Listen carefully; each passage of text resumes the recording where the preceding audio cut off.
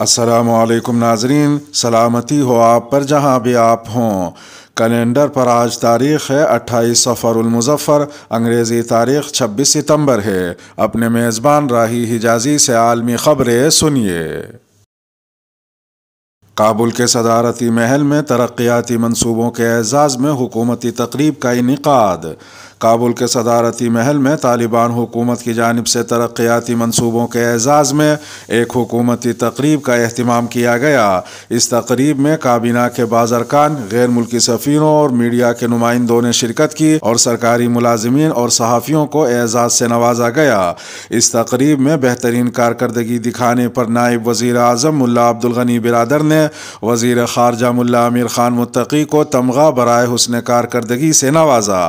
تقریب سے خطاب کرتے ہوئے ملا عبدالغنی برادر نے گزشتہ سال کے دوران حکومت کی کامیابیوں کو سراہتے ہوئے کہا کہ میں میڈیا کو دعوت دیتا ہوں کہ وہ ہماری کارکردگی کا جائزہ لیں۔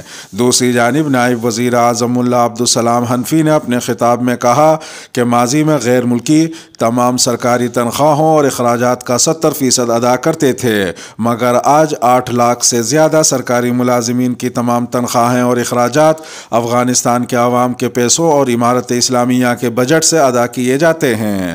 تقریب سے خطاب کرتے ہوئے وزیر خارجہ ملا امیر خان متقی نے کہا کہ ہماری کامیابیوں اور احتساب کا موازنہ گزشتہ 20 سالوں سے کیا جانا چاہیے۔ اس دوران کابل کے رہنما کے تمام پڑوسی ممالک کے ساتھ اچھے تعلقات نہیں تھے، مگر آج پڑوسی ممالک اور خطے کے لوگوں کے ساتھ اچھے تعلقات ہیں۔ انہوں نے مزید کہا کہ یہاں غیر ملکی سفیر اور نمائندے بیٹھے ہیں۔ افغانستان نقل و حمل کا مرکز بنتا جا رہا ہے اور ہماری بندرگاہیں تمام پڑوسیوں کے لیے کھلی ہیں۔ وزیر اطلاعات و ثقافت ملا خیر اللہ خیر خان نے اپنے خطاب میں کہا کہ میڈیا کو اس وقت جن مشکلات کا سامنا ہے وہ جلد حل ہو جائیں گی۔ ملا خیر اللہ خیر خان کے الفاظ میں میڈیا نے جو اہم کردار ادا کیا ہے، اس کے پیش نظر ہم ان کی ضروریات کو پورا کرنے کے لیے ان کے ساتھ کام کر رہے ہیں۔ ہم اس وقت ترقی کے لیے ہر ممکن کوشش کر رہے ہیں۔ طالبان حکومت کے مرکزی ترجمان ذبیح اللہ مجاہد نے کہا کہ اس عمل کے دوران میڈیا کی شرکت بھی قابل تعریف ہے۔ انہوں نے مزید کہا کہ 40 دنوں میں میڈیا سینٹر میں ہونے والی ہر میٹنگ کو میڈیا کوریج کرنے میں کامیاب رہا، یہاں تک کہ ایک دن میں 2 پروگرام ہوئے، لیکن تب بھی میڈیا کے نمائندے وہاں موجود تھے اور لوگوں کو آگاہ کیا۔ ایران میں مظاہرین کے خلاف کریک ڈاؤن غیر منصفانہ اور ناقابل قبول ہے۔ یورپی یونین کے خارجہ پالیسی کے سربراہ جوزیف بوریل نے ایران میں احتجاجی مظاہرین کے خلاف کریک ڈاؤن کو غیر منصفانہ اور ناقابل قبول قرار دیا ہے، جبکہ تہران حکومت نے ملک میں بدامنی کے خلاف کوئی بھی رعایت نہ برتنے کا عزم ظاہر کیا ہے۔ یورپی یونین کی جانب سے اتوار کو جاری کردہ ایک بیان میں بوریل نے کہا، یورپی تنظیم اور اس کے رکن ممالک کے لیے غیر متشدد مظاہرین کے خلاف طاقت کا وسیع پیمانے پر اور غیر مناسب استعمال غیر منصفانہ اور بالکل ناقابل قبول ہے۔ دوسری جانب ایرانی وزیر خارجہ حسین امیر عبداللہیان نے ایران میں ہونے والے احتجاجی مظاہروں کو غیر ملکی سازش قرار دیا ہے۔ انہوں نے احتجاج کرنے والے مظاہرین کو فسادی ٹولہ قرار دیتے ہوئے کہا کہ شر پسند عناصر امریکہ کے آشیرواد سے ایران میں نظام زندگی تباہ کرنے کے لیے احتجاج کا سہارا لے رہے ہیں۔ ایرانی وزیر خارجہ نے امریکہ پر زور دیا کہ وہ ایران میں حکومت مخالف مظاہروں کی حمایت کرنا بند کریں۔ مسلح ڈاکوؤں نے مسجد پر حملہ کر کے 15 نمازیوں کو شہید کر دیا۔ نائجیریا کے شمال مغربی ریاست زمفرا کے علاقے روان جیما ٹاؤن میں ایک افسوسناک واقعہ پیش آیا، جہاں کی ایک مقامی جامع مسجد پر مسلح ڈاکوؤں نے حملہ کر کے 15 نمازیوں کو شہید کر دیا۔ بین الاقوامی خبر رساں ایجنسی کا کہنا ہے کہ مسلح ڈاکوؤں نے مسجد میں گھس کر شدید فائرنگ شروع کر دی، جس کے نتیجے میں مسجد میں موجود 15 نمازی شہید ہو گئے اور متعدد زخمی بھی ہوئے۔ شہریوں نے بتایا کہ واقعے کے وقت پولیس کو فوری اطلاع دی گئی تھی، تاہم پولیس کی جانب سے بروقت کوئی کارروائی عمل میں نہیں لائی گئی، جس کے باعث مسلح افراد بآسانی فرار ہونے میں کامیاب ہو گئے۔ ادھر ایک دوسری خبر میں لبنان سے یورپ جانے والی کشتی شام کے قریب الٹ گئی، جس کے باعث 45 بچوں سمیت 94 افراد ڈوب گئے۔ ہلاک ہونے والوں میں بڑی تعداد بچوں کی ہے۔ کشتی میں تقریباً 150 مسافر سوار تھے جو اچھے مستقبل کی خاطر غیر قانونی طور پر یورپ جا رہے تھے۔ کوسٹ گارڈ کے اہلکاروں نے سمندر سے اب تک 45 بچوں سمیت 94 تارکین وطن کی لاشیں نکال لی ہیں، جبکہ دیگر کو بچا لیا گیا ہے۔ بچ جانے والے افراد میں سے 20 اسپتال میں زیر علاج ہیں، جن میں سے 3 کی حالت تشویشناک ہے۔ سابق جاپانی وزیر اعظم کی آخری رسومات ملکہ برطانیہ سے بھی زیادہ مہنگی۔ سابق جاپانی وزیر اعظم کی آخری رسومات ملکہ برطانیہ سے بھی زیادہ مہنگی ہوں گی۔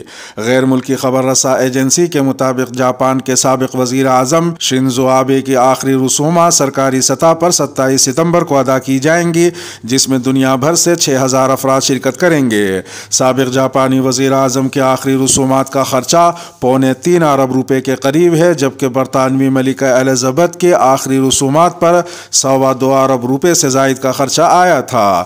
جاپان کے عوام نے سابق وزیر اعظم کے آخری رسومات پر بھاری اخراجات کے فیصلے پر احتجاج کیا، جس کا سلسلہ جاری ہے۔ مظاہرین کا کہنا ہے کہ سابق وزیر اعظم کے آخری رسومات پر آنے والا خرچہ عوام کے پیسوں سے کیا جا رہا ہے۔ ادھر ایک دوسری خبر میں کینیڈا کے مشرقی ساحلی علاقوں میں سمندری طوفان فیونا نے بڑے پیمانے پر تباہی مچا دی ہے۔ طوفان کی شدت اتنی تھی کہ لاکھوں افراد بجلی سے محروم ہو گئے اور مکانات اور گاڑیاں پانی میں بہہ گئیں۔ دوسری جانب فلپائن کے جزیرے لوزون میں بھی سمندری طوفان نورو سے نقصانات دیکھنے میں آئے ہیں۔ 195 کلومیٹر فی گھنٹے کی رفتار سے چلنے والی ہواؤں کے ساتھ ہونے والی موسلا دھار بارش نے درختوں، مکانات اور گاڑیوں کو نقصان پہنچایا۔ مسجد حرام میں زائرین اور نمازیوں کے گروپ کو منظم کرنے کے اسٹریٹجک منصوبے۔ مسجد حرام کے انتظامی امور کے ذمہ دار ادارے نے نمازیوں اور عمرہ زائرین کو منظم کرنے کے لیے اور مسجد حرام کے صحنوں میں مخصوص داخلی راستوں پر چھان بین کے لیے مقرر کردہ 3 مقامات پر اسٹریٹجک منصوبوں پر عمل درآمد شروع کر دیا ہے۔ مسجد حرام میں نمازیوں اور زائرین کی رہنمائی اور ان کے گروپس کو منظم کرنے کے لیے شاہ عبدالعزیز گیٹ، شاہ فہد گیٹ اور علی ابن ابی طالب گیٹ مختص ہے، جہاں ملازمین کا کام یہ ہے کہ وہ نمازیوں اور زائرین کی سہولت کو یقینی بنائیں گے، پھر صحن میں داخل ہونے کے لیے مقررہ راستے کی طرف ان کی رہنمائی کریں گے اور نماز ادا کرنے کے لیے حجر اسود کے قریب زائرین کے داخلے اور باہر نکلنے کا انتظام کریں گے۔ حج اور عمرہ کرنے والوں کے لیے گروپ بندی کے شعبے کے ڈائریکٹر نے کہا کہ ڈاکٹر عبد الرحمن السدیس کی رہنمائی میں اس نظام پر عمل درآمد کی کوشش کی جا رہی ہے۔ ادھر ایک دوسری خبر میں صدارت عامہ برائے امور حرمین شریفین کی ایک ایجنسی نے سعودی عرب کے 92ویں قومی دن کے موقع پر مسجد حرام میں زائرین میں تحائف تقسیم کیے۔ ایک ذمہ دار انجینئر احمد ابن عمر نے کہا کہ ایجنسی نے بہت سے تحائف تیار کیے جو خاص طور پر اس موقع کے لیے تیار کیے گئے تھے، کیونکہ ایجنسی کو اس باوقار سالگرہ کو منانے کے لیے متعدد کاموں اور خدمات کو نافذ کرنے کا کام سونپا گیا تھا، جس میں حجاج میں تحائف کی تقسیم بھی شامل ہے۔ ٹرانسجینڈر ایکٹ کے تحت بابر اعظم سے شادی کرنا چاہتا ہوں۔ پاکستان اور انگلینڈ کے درمیان 7 ٹی20 میچوں کی سیریز کے چوتھے میچ سے پہلے ایک مرد فین نے پاکستان ٹیم کے کپتان بابر اعظم کو شادی کی پیشکش کر دی۔ پاک انگلینڈ ٹی20 سیریز کا چوتھا میچ دیکھنے کے لیے آنے والے مرد شائق نے نیشنل اسٹیڈیم کے باہر گفتگو کرتے ہوئے کہا کہ وہ بابر اعظم سے محبت کرتا ہے اور ٹرانسجینڈر ایکٹ منظور ہونے کے بعد ان سے شادی کرنا چاہتا ہے۔ نوجوان کے ساتھ کھڑے ایک شخص نے بتایا کہ وہ افریقی ملک نامیبیا سے بابر اعظم اور نوجوان کی شادی کرانے آئے ہیں۔ اس کے ساتھ ہی انہوں نے اعلان کیا کہ نوجوان کو شادی کے موقع پر 10 لاکھ روپے جہیز دیا جائے گا۔ واضح رہے کہ پاکستان میں ان دنوں اس ناپاک قانون یعنی ٹرانسجینڈر ایکٹ کے پاس کیے جانے کی باز گشت سنائی دے رہی ہے، جس کے بارے میں امیر جماعت اسلامی پاکستان سراج الحق نے 2 دن قبل کہا تھا کہ ٹرانسجینڈر قانون شریعت کے خلاف ہے۔ انہوں نے مزید کہا کہ اس قانون کے مطابق بغیر کسی رکاوٹ کی کسی بھی وقت مرد اور عورت اپنی جنس تبدیل کر سکتے ہیں۔ ان کا یہ بھی کہنا تھا کہ اس طرح کے قوانین کے پیچھے عمومی طور پر مغربی ایجنڈا ہوتا ہے، یہ ہمارے خاندانی سسٹم کو تباہ کرنے کی ایک سازش ہے۔ ادھر ایک دوسری خبر میں امریکہ کی قومی سلامتی امور کے مشیر جیک سلوان نے ایک بیان میں کہا کہ روس کی جانب سے یوکرین میں بڑے پیمانے پر تباہی پھیلانے والے ہتھیاروں کا استعمال کیا گیا تو امریکہ اسے اقدام کا فیصلہ کن جواب دے گا۔ انہوں نے مزید کہا کہ یوکرین میں روسی فوج نے جوہری ہتھیاروں کا استعمال کیا تو سنگین نتائج ہوں گے۔ روس کو لائن عبور کرنے سے پہلے سوچنا ہوگا۔ واضح رہے کہ امریکی حکام کا بیان ایسے وقت میں سامنے آیا ہے جب روس نے یوکرین کی 4 ریاستوں میں روس سے الحاق کے ریفرینڈم کی حمایت کرتے ہوئے کہا کہ اگر 4 یوکرینی ریاستوں نے روس سے الحاق کا فیصلہ کیا تو انہیں مکمل تحفظ فراہم کیا جائے گا۔